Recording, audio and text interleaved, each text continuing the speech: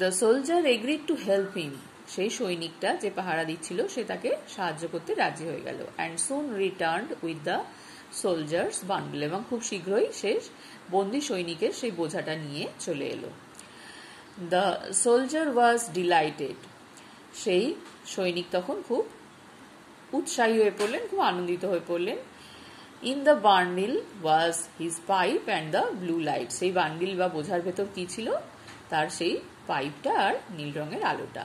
He open the bundle, তিনি বোঝাটা খুললেন, অ্যান্ড টুক দেম আউট, এবং তাদেরকে বের করে নিলেন, অর্থাৎ তার পাইপ আর ব্লু লাইটটা বার করে নিলেন। He lighted his pipe and the little man instantly appear, তিনি তার সিগারেটটা জ্বালালেন, অর্থাৎ ব্লু লাইটটা তিনি যেই ঘষলেন, আলো জ্বাললেন সিগারেট জ্বালানোর জন্য, সঙ্গে সঙ্গে তার সেই ছোট্ট বন্ধু সেখানে উপস্থিত হয়ে গেল, ছোট্ট মানুষটা। I can't get you out of here, আমি তোমাকে এখান থেকে বার করতে পারবো না, সেড দ্য লিটল ম্যান, ছোট্ট মানুষটা বলেছিল। সে সেই সৈনিককে বলল, আমি কিন্তু এখানে তালা খুলে তোমাকে বার করতে পারবো না, but I can help you, কিন্তু আমি তোমায় সাহায্য করতে পারি।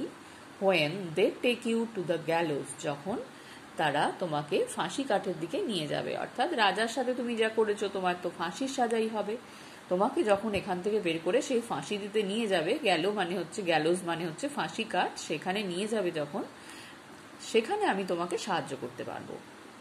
হোয়াট এভার ইউ ডু, তুমি যা করেছো, don't let go of, whatever you do, তুমি যাই করো, don't let go of the blue light, এই নীল আলোটাকে কখনো তোমার কাছ থেকে আলাদা করো না, বা এটাকে হারিও না, এটাকে তোমার কাছ থেকে যেতে দিও না। অর্থাৎ তুমি যদি ব্লু লাইটটা তোমার কাছে রাখতে পারো, তোমাকে যখন এইখান থেকে, এই অন্ধকূপ থেকে বের করে তারা ফাঁসি কাঠে ফাঁসি দিতে নিয়ে যাবে, তখন আমি তোমাকে সাহায্য করতে পারবো।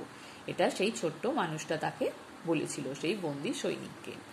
এরপর কি হলো আমরা পরের দিন পড়বো, বাকি অংশটা পরের দিন আমরা গল্পটা পুরোটা শেষ করতে পারবো, আমরা জানতে পারবো কি হয়েছিল। আজকে এই পর্যন্ত তোমরা সুন্দর করে রিডিং পড়বে, নতুন শব্দগুলো স্পেলিং এবং মানে সহ শিখবে। সবাই ভালো থাকবে, বাই।